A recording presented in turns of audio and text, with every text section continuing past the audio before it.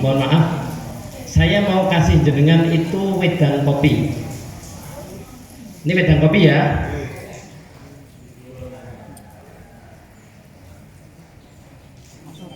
Monggo Pak diunjuk kopi nih. Jenengan terima mboten? Hah? Iki mau tak kei kopi lho Pak, rong tetes.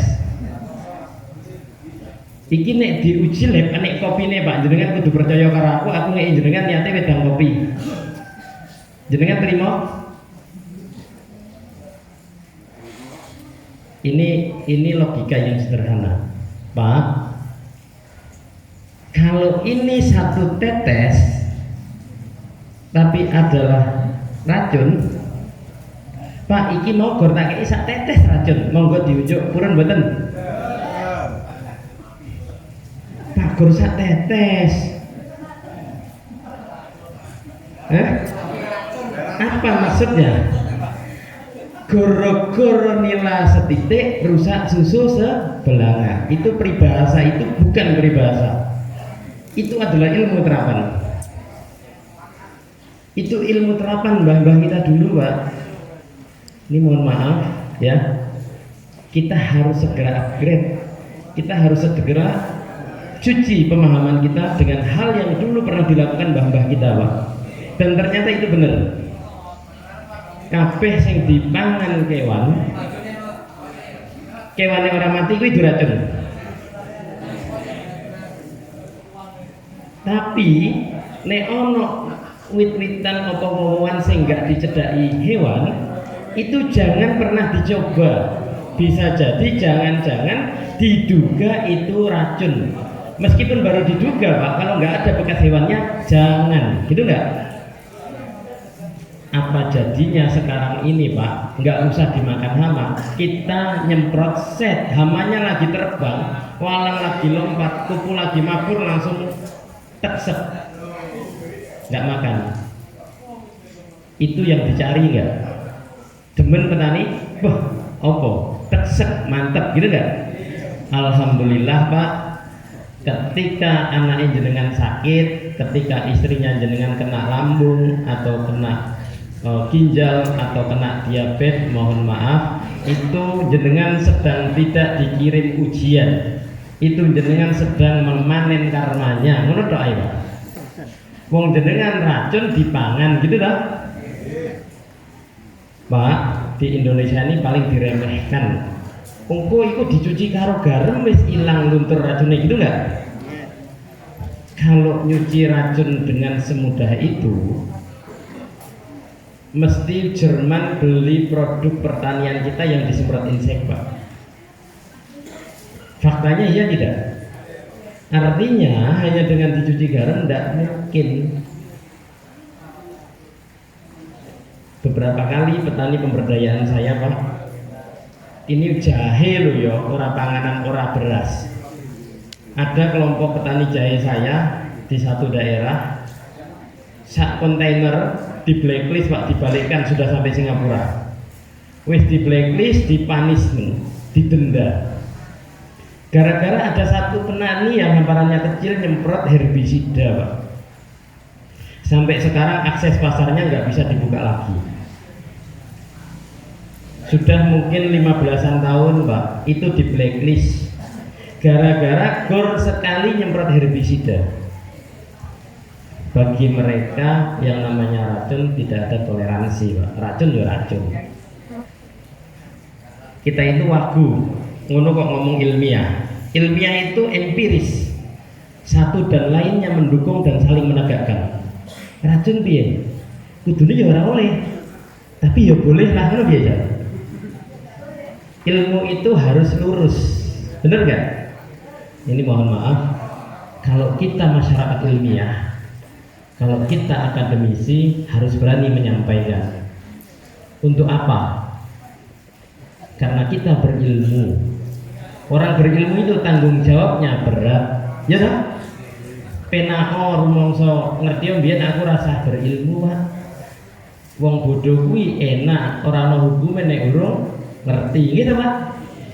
Ketika kita sudah paham, artinya kita akademisi, artinya kita masyarakat ilmiah, kita punya mikul tanggung jawab. Makanya Allah bilang derajatnya orang berilmu itu ditinggikan daripada yang lain. Kenapa? Ada amanah di situ untuk apa?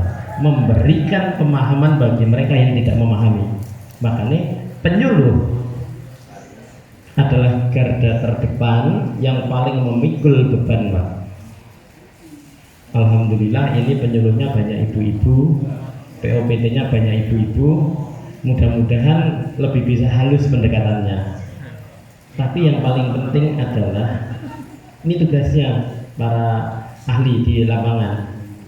Bagaimana mampu menerima upgrade keilmuan dari atas, terus menerjemahkan ke dalam bahasa petani, gitu nggak? Kalau sudah sampai di masyarakat, jangan pakai bahasa ilmiah yang tinggi, petani nggak ngerti. Penyuluh itu ada di dua sisi, Pak. Berat tugasnya menerima informasi upgrade ilmu yang baru, tapi bagaimana juga mencari cara agar hal yang baru ini dipahami dan dilakoni oleh masyarakat di petani. Ini belum ngomong biosaka. Biosaka itu apa toh?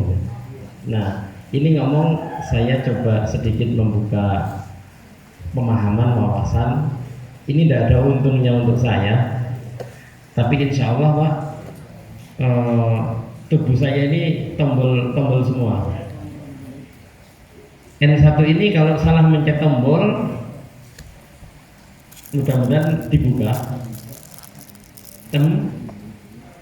Insya Allah buat pupuk berapa juta ton pun bisa sehari selesai dalam hitungan jam.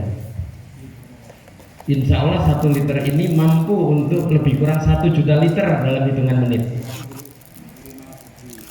Kenapa? Ini teknologi yang sudah jadi.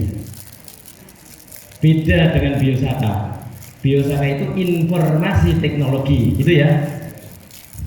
Kalau N1 ini seperti handphone. Kalau beli handphone, mau mereknya apa saja, tetap bisa dipakai handphone. Kalau dia Android, tetap bisa dipakai online. Untuk video call bisa. Wis, tidak usah jenengan cari caranya bagaimana dulu. Kampusnya mahal, gitu? Kampusnya mahal. Tapi yang untuk mempelajari handphone ini ada ahli desain, ada ahli kuantum, ada ahli gelombang, ada ahli tata ruang, Pak, di dalam ini bagaimana bisa perangkat yang kecil masuk tapi seluruh teknologinya masuk. Ada untuk telepon, ada untuk radio, ada untuk GPS, semua masuk di sini.